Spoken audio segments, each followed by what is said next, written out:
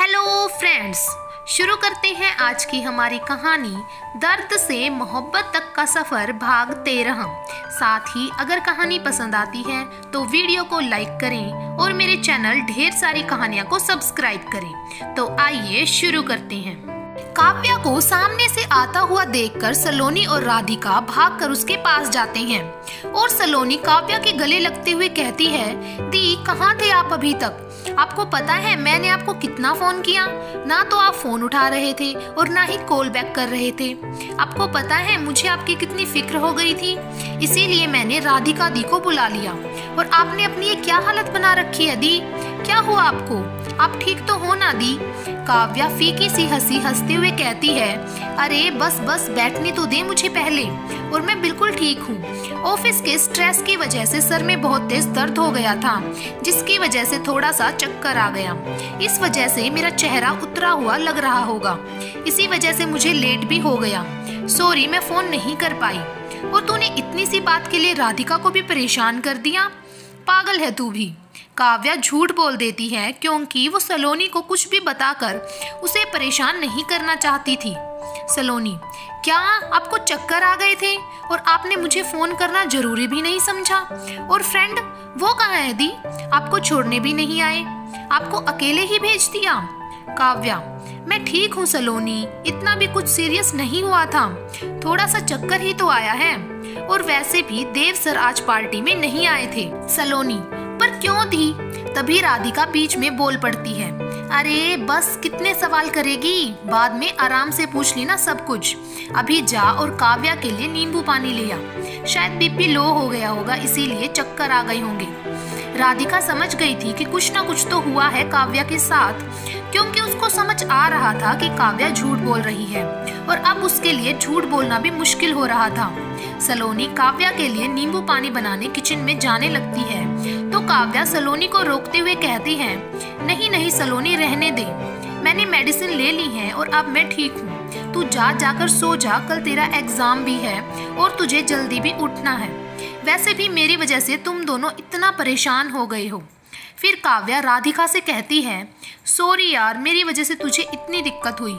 रात बहुत हो गई है, तू आज यहीं रुक जा, इतनी रात को तेरा घर पर जाना ठीक नहीं है।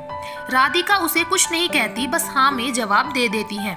सलोनी, ठीक है दी, मैं जाती हूँ अपने रूम में, और अब मुझे कोई टेंशन भी नहीं होगी क्योंकि आपके साथ राधिका दी है, और अगर कोई दिक्कत हो तो राधिका दी आप मुझे बता देना।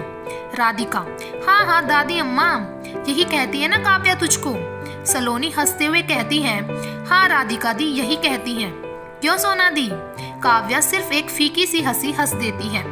सलोनी अपने रूम में चली जाती है और काव्या और राधिका काव्या के रूम में चले जाते हैं। काव्या फ्रेश होकर आ जाती है। राधिका, अब सच बता। राधिका के एकदम से पूछे इस सवाल से काव्या हड़बड़ाते हुए कहती है, कैसा सच राधिका? मैं कुछ समझी नहीं। राधिका, वही जो तू अभी नीचे नहीं बता पा रही थी। काव्या राधिका से अपनी आंखें चुराते हुए कहती है, मैंने नीचे सब सच ही बोला है, मैंने कुछ झूठ नहीं कहा। राधिका, बस कर, और कितनी तकलीफ अपने अंदर दबा कर रखेगी? कुछ तकलीफों को बाहर भी आने दे, वरना ये तकलीफें एक दिन नासूर बन जाएंगी और तुझे अंदर ही अंदर खत्म कर देंगी। काव्या, मैं तुझे बचपन से जानती हूँ, जब झूठ बोलना आता नहीं है तो बोलने की कोशिश क्यों करती है? सलोनी बच्ची है अभी, पर मैं नहीं हूँ, मुझे दिख रहा है कि तू कितना सच बोल रही है और कितना झूठ। अब तक जो काव्या अपने आप को संभाल रही थी, राधिका की बातों से अब उसका खुद को संभालना मुश्किल हो गया था। वो जैसे एक छोटा बच्चा चोट लगने पर अपनी माँ के गले लगकर रोने लगता है, काव्या भी उसी तरह राधिका के गले लगकर फूट फूट कर रोने लगती है। उसका रोना धीरे धीरे सिसकियों में बदल जाता है। काव्या को इस तरह रोता देखकर राधिका डर जाती है। राधिका घबराते हुए पूछती है, काव्या क्या हुआ, तू ऐसे क्यों रो रही है? क्या हुआ, किसी ने कुछ कहा क्या तुझे? तेरे ताऊजी ने तो कुछ किया, या कहीं देव ने तो कुछ नहीं कहा? बोल ना काव्या, प्लीज बोल। पर काव्या तो बस रोई जा रही थी। उसको इस तरह देखकर राधिका की आंखें भी नम हो जाती हैं। राधिका काव्या का हाथ अपने सिर पर रखते हुए कहती है, काव्या तुझे मेरी कसम है, तू बता क्या हुआ, तू इतना क्यों रो रही है? मुझे अब डर लग रहा है, तू बता तो सही हुआ क्या है? राधिका काव्या को पानी लाकर देती है। काव्या पानी पीती है, पर आंखों से आंसू तो उसके अभी भी बह रहे थे। राधिका, अब बता क्या हुआ? काव्या सिसकते हुए राधिका को ऑफिस में जो भी हुआ था सब बता देती है। राधिका गुस्से से अपने दांत पीसते हुए कहती है, क्या? और तूने उसे सिर्फ थप्पड़ मार के छोड़ दिया? उसको तो तुझे सबके सामने चप्पल से मारना चाहिए था, और तू ऐसे घटिया इंसान की बातों को सोचकर रो रही है। पागल है क्या तू? और देव, वो कहाँ था? उसने कुछ नहीं किया। और पहले तू ये रोना वोना बंद कर, वरना तुझे मैं थप्पड़ लगाऊंगी। ऐसे घटिया इंसान के लिए अपने आंसू बर्बाद कर रही है तू। देख, रो रो कर क्या हाल कर लिया है तूने अपना। इतना रोएगी तो तबीयत खराब हो जाएगी तेरी। नहीं राधिका, मैं उसकी बातों को सोचकर नहीं रो रही हूँ। वो घटिया इंसान मेरे आंसू तो दूर की बात है, मेरी नफरत के भी लायक नहीं है। पर मैंने कभी ये सोचा नहीं था कि सभी ऑफिस के लोग भी मेरे बारे में ऐसा कुछ सोचेंगे। मेरे लिए मेरी रिस्पेक्ट सब कुछ है राधिका। तुझे पता है, वहाँ ऑफिस में वो सब लोग थे जो मुझे उस आकाश से पहले से जानते हैं। और मेरा छोड़ देव सर, उनको तो वो तब से जानते हैं जब से शायद वो वहाँ काम कर रहे हैं। पर किसी ने भी उसको टोका नहीं कि वो क्या बोल रहा है। वो बोलता जा रहा था और वहाँ सब बुत बने बस सुन रहे थे। किसी ने उसे एक बार टोका भी नहीं। किसी के लिए कितना आसान है ना किसी भी लड़की को शर्मिंदा करना। बस उसकी इज्जत पर सवाल उठा दो। अगर वो आपको अपने करीब ना आने दे तो उसकी इज्जत पर कोई भी झूठा इल्जाम लगा दो और उसको बेइज्जत कर दो, और वहाँ मौजूद सब लोग सिर्फ तमाशा देखेंगे पर कुछ कहेंगे नहीं। पर बाद में सब उसको डिस्कस जरूर करेंगे कि बेचारी के साथ ऐसा नहीं होना चाहिए था, उसके साथ तो बहुत गलत हुआ। पर उस गलत को रोकने की कोई कोशिश नहीं करेगा। या कुछ तो ऐसे भी होंगे जो उसके कैरेक्टर पर ही सवाल उठा देंगे। पर हर बार लड़की को ही बेचारी क्यों बनाया जाता है? लड़कियां नहीं है बेचारी, बल्कि इस दुनिया में हमें किसी को भी बेचारा कहने का कोई हक ही नहीं है। जब हम सबको उस भगवान ने बनाया है और एक जैसा बनाया है, तो हम खुद भगवान बनकर दूसरों को क्यों बेचारा बना देते हैं? मुझे इस बेचारे शब्द से ही नफरत है। राधिका काव्या को बोलने देना चाहती थी, जिससे शायद उसका कुछ दर्द तो कम हो सके। क्योंकि हम किसी भी इंसान, चाहे वो लड़का हो या लड़की, उसके बारे में कुछ भी गलत बोल देते हैं, पर ये नहीं सोचते कि उन शब्दों का उस इंसान पर कितना असर पड़ेगा। काव्या अब चुप हो जाती है। राधिका भी कुछ नहीं कहती। थोड़ी देर कमरे में सिर्फ खामोशी रहती है। फिर काव्या राधिका से कहती है, राधिका, अब मैं वहाँ जॉब नहीं करूँगी और ना ही कभी देव सर से मिलूंगी। राधिका चौंकते हुए कहती है, तू क्या बोल रही है काव्या? तुझे खुद समझ आ रहा है? तू देव से प्यार करती है और तू कह रही है तू उससे अब कभी नहीं मिलेगी। पर क्यों काव्या? चल ऑफिस ना जाना मैं मानती हूँ, पर देव से ना मिलना, इसमें देव की क्या गलती है? काव्या के चेहरे पर कोई भाव नहीं थे, क्योंकि उनके लिए यही सही है कि वो मुझसे दूर रहें। क्योंकि ऑफिस में जा नहीं पाऊंगी और देव सर को मैं ऑफिस ना आने का कारण बता नहीं पाऊंगी, तो इसीलिए उनसे मेरा दूर रहना ही ठीक है। तो पागल हो गई है क्या काव्या? देव तुझसे प्यार करता है। मैंने उसकी आंखों में तेरे लिए बेइंतहा प्यार और इज्जत देखी है, और तू सिर्फ एक घटिया इंसान के कुछ बोलने से देव से दूर हो जाएगी। हाँ, मैं जानती हूँ देव सर मेरे लिए कुछ तो फील करते हैं, पर वो प्यार है या नहीं मुझे नहीं पता। पर मैं उनसे प्यार करती हूँ, तो मैं कैसे उनके और उनके सपने के बीच आ सकती हूँ? काव्या के चेहरे पर अब भी कोई भाव नहीं थे। तू क्या बोल रही है? मुझे कुछ समझ नहीं आ रहा है। तू कैसे उसके सपने के बीच में आ रही है? तू साफ साफ क्यों नहीं बोलती? तू नहीं जानती राधिका, मैं उस आकाश को जितना जान पाई हूँ, वो एक नंबर का घटिया इंसान है। वो खुद को इनोसेंट साबित करने के लिए कुछ भी कर सकता है। अगर देव सर को इस बारे में कुछ भी पता चल गया तो वो उसको ऑफिस से निकाल देंगे। फिर वो कुछ ना कुछ गलत इल्जाम देव सर पर लगा देगा, और देव सर जिस प्रोफेशन में जा रहे हैं वहाँ उन पर एक भी गलत इल्जाम उनका पूरा करियर खराब कर देगा। और मैं नहीं चाहती कि मेरी वजह से उनका पूरा करियर बर्बाद हो जाए। चल मैं मानती हूँ तूने नहीं बताया, ऑफिस में किसी और ने उसको बता दिया और तब उसने आकाश को निकाल दिया, तब तू क्या करेगी? ऑफिस में कोई भी कुछ भी देव सर को नहीं बताएगा, क्योंकि अगर ऑफिस वाले कुछ बोल पाते तो ये सब होता ही नहीं, और ना उस आकाश की इतना बोलने की हिम्मत होती। और वो सब भी अच्छे से जानते हैं कि अगर देव सर को इस बारे में कुछ भी पता लग गया तो उसका खामियाजा उनको भी भुगतना पड़ेगा। इसीलिए वो लोग देव सर को कुछ भी नहीं बताएंगे। मतलब तू इस तरह तो आकाश के आगे झुक रही है? नहीं, बिल्कुल नहीं। अगर मुझे उसके आगे झुकना होता तो मैं उसका हाथ नहीं तोड़ती। काव्या गुस्से से कहती है, मैं सिर्फ देव सर के सपने के आगे झुक रही हूँ। तुझे पता है देव सर अपने सपने को अपनी जिंदगी कहते हैं, तो मैं कैसे उनसे उनकी जिंदगी छीन सकती हूँ? उसके लिए मुझे उनसे दूर। इतना कहते कहते काव्या की आंखें छलक जाती है। ये तो ढंग से बोल तो नहीं पा रही है, तो क्या तू देव से दूर हो पाएगी? काव्या अभी भी सोच ले, हम कोई दूसरा रास्ता निकाल सकते हैं। नहीं राधिका, इसके अलावा कोई रास्ता नहीं है। हाँ, मुझे थोड़ी तकलीफ होगी पर मैं खुद को संभाल लूंगी, पर इसमें मुझे तेरी मदद की जरूरत है। तू करेगी ना मेरी मदद? नहीं, बिल्कुल नहीं। तुझे जो करना है तू कर, पर मैं इसमें तेरी कोई मदद नहीं करूंगी। अगर तू मेरी दोस्त है तो देव भी मेरा दोस्त है और मैं उसके साथ कुछ भी गलत होते हुए नहीं देख सकती। हम कोई और रास्ता भी तो निकाल सकते हैं। तो उसी दोस्त को तू उसकी मंजिल तक पहुंचता नहीं देखना चाहती, जिसके लिए उसने सालों इंतजार किया है? चल ठीक है, मैं कुछ नहीं कहती। सोच लेती हूँ मेरे साथ आज कुछ हुआ ही नहीं, फिर उस इंसान के साथ काम करने लग जाती हूँ, सब भूल जाती हूँ। फिर तू बता, मैं खुद से कैसे आंखें मिलाऊंगी? कैसे अपनी बहन को सही के साथ खड़ा होना सिखाऊंगी, जबकि मुझे पता है मैं खुद गलत हूँ। चल ये छोड़, मैं जाकर देव सर को सब कुछ बता देती हूँ। फिर वो आकाश के साथ कुछ भी करे, मुझे क्या? मुझे तो मेरा इंसाफ मिल जाएगा। फिर चाहे उनका पूरा करियर ही क्यों ना बर्बाद हो जाए।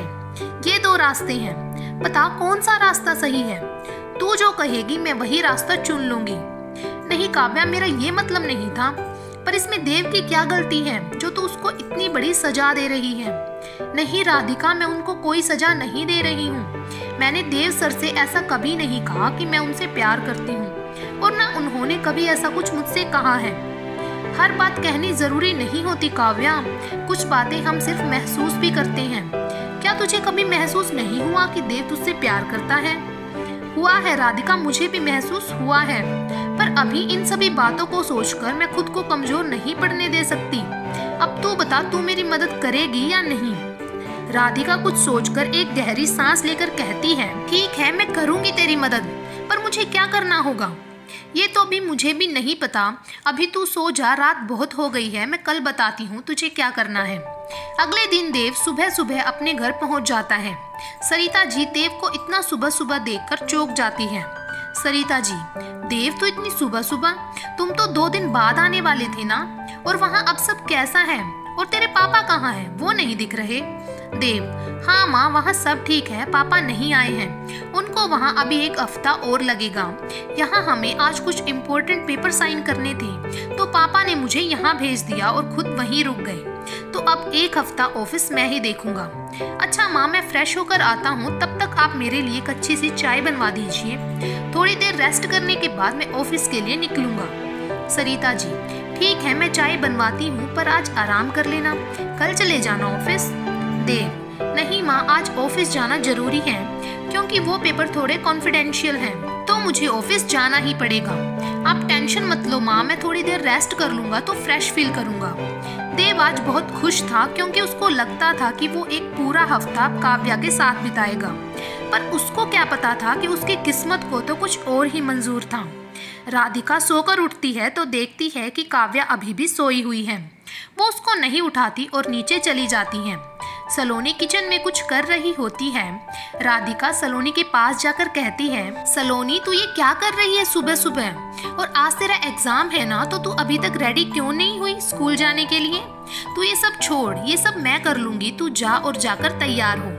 सलोनी, बस तैयार ही होने जा रही थी दी, मैंने ब्रेकफास्ट रेडी कर दिया है, आप बस चाय बना दीजिए। और काव्या दी की तबीयत अब कैसी है? राधिका, तू चिंता मत कर, तेरी काव्या दी बिल्कुल ठीक है, और तू भी टेंशन फ्री होकर एग्जाम देना। अभी वो सो रही है, रात को देर से सोई थी, तो इसीलिए मैंने उसको अभी नहीं जगाया। सलोनी, ठीक किया आपने दी, मैं जल्दी से तैयार होकर आती हूँ, वरना लेट हो जाऊंगी। सलोनी अपने रूम में चली जाती है और राधिका चाय बनाने किचन में चली जाती है। सलोनी तैयार होकर जल्दी जल्दी ब्रेकफास्ट करती है। फिर वो राधिका से कहती है, दी जब तक मैं स्कूल से नहीं आ जाती तब तक आप काव्या दी के पास ही रह सकते हो। अगर आप उनके पास रहोगे तो मुझे सोना दी की टेंशन नहीं होगी और मैं अच्छे से एग्जाम दे पाऊंगी। राधिका सलोनी के गाल खींचते हुए कहती है, काव्या तुझे बिल्कुल सही नाम से बुलाती है। दादी अम्मा तू आराम से एग्जाम देना, मैं तेरी सोना दी के पास ही रहूंगी। ठीक है, अब खुश और एग्जाम के लिए ऑल द बेस्ट। सलोनी राधिका के गले लगते हुए कहती है, थैंक यू दी और बाय दी, अब मैं चलती हूँ वरना मैं लेट हो जाऊंगी। सलोनी स्कूल चली जाती है। काव्या भी सोकर उठ जाती है और नीचे आ जाती है जहाँ राधिका सोफे पर बैठकर चाय पी रही थी। काव्या, गुड मॉर्निंग राधिका, जब तू उठ गई थी तो तूने मुझे जगाया क्यों नहीं? और सलोनी चली गई क्या? उसका तो आज एग्जाम था। Radhika, good morning. हाँ, सलोनी चली गई और कल तेरी तबीयत वैसे ही ठीक नहीं थी तो मैंने सोचा तुझे थोड़ी देर और सोने देती हूँ। तू बैठ, मैं तेरे लिए चाय लेकर आती हूँ। राधिका चाय लाकर काव्या को दे देती है। राधिका, तूने कुछ सोचा अब आगे क्या करना है? काव्या कुछ सोचते हुए कहती है, हाँ मैंने सोच लिया है, अब मुझे क्या करना है। तो यहीं रुक, मैं अभी आती हूँ। काव्या चाय का कप टेबल पर रखकर अपने रूम में जाती है और एक एनवलप लेकर नीचे आती है और उसे राधिका को देते हुए कहती है, मैं ये करने वाली हूँ। राधिका उसके खोलकर पढ़ती है, फिर काव्या से कहती है, तुझे पूरा विश्वास है देव इसको पढ़कर मान जाएगा? काव्या, पता नहीं, क्योंकि ये सब तो तुझ पर डिपेंड करता है कि तू देव सर को कितना कन्विंस कर पाती है। राधिका, मतलब मैं कुछ समझी नहीं। ये तो तुझे देव के पास जाकर देना होगा ना, इसमें मैं क्या कर सकती हूँ? काव्या, क्योंकि ये तू जाकर देव सर को देगी, मैं नहीं। राधिका, पर क्यों? काव्या, क्योंकि मैं देव सर के सामने नहीं जा सकती।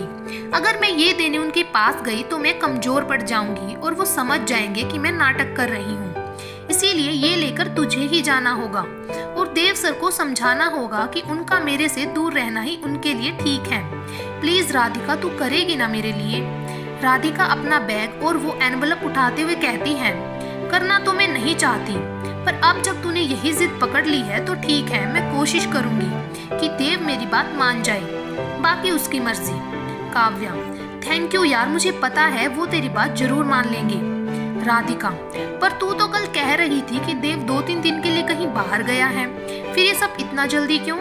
काव्या, हाँ देव सर गए थे पर शायद आज वो आ गए हैं, क्योंकि मैंने अभी देखा कि उनका मैसेज आया है, जल्दी आने का कहा है। कोई मीटिंग है शायद, पर उनको कैसे बताऊं कि अब उनके साथ मेरी कोई मीटिंग नहीं हो सकती। काव्या कहते कहते उदास हो जाती है। राधिका को कल रात काव्या ने बताया था कि देव किसी जरूरी काम से बाहर गया है और 2-3 दिन बाद ही आएगा, तो राधिका ने सोचा था कि उसके पास अभी 2 से 3 दिन है काव्या को समझाने के लिए, पर अब उसके पास काव्या की बात मानने के अलावा कोई और रास्ता नहीं था। राधिका, ठीक है मैं चलती हूँ, घर जाकर वहाँ से सीधा देव के ऑफिस जाऊंगी, फिर देखते हैं क्या होता है, वो कितनी मेरी बात मानता है। राधिका आधे रास्ते से मुड़कर काव्या से कहती है, काव्या अभी भी सोच ले, क्योंकि इस कदम से सबसे ज्यादा तकलीफ तुझको ही मिलने वाली है। काव्या, किसी की जिंदगी के लिए अगर थोड़ी तकलीफ उठानी पड़े तो कोई गम नहीं है, और वो इंसान देव सर जैसा हो तो उनके लिए मैं पूरी जिंदगी तकलीफ उठाने के लिए भी तैयार हूँ, और फिर वो तो मेरी चाहत है। उनको तकलीफ में देखने से अच्छा है मैं खुद दर्द में रहना ज्यादा पसंद करूंगी। इतना कहते कहते काव्या की आंखें नम हो जाती हैं। अब राधिका के पास कहने को कुछ नहीं होता तो वो वहां से अपने घर के लिए निकल जाती हैं। आज का भाग यहीं पर समाप्त करते हैं। आगे की कहानी आपको मिलेगी भाग नंबर 14 में। तब तक के लिए हमसे जुड़े रहें और ऐसे ही प्यार बनाए रखें। धन्यवाद।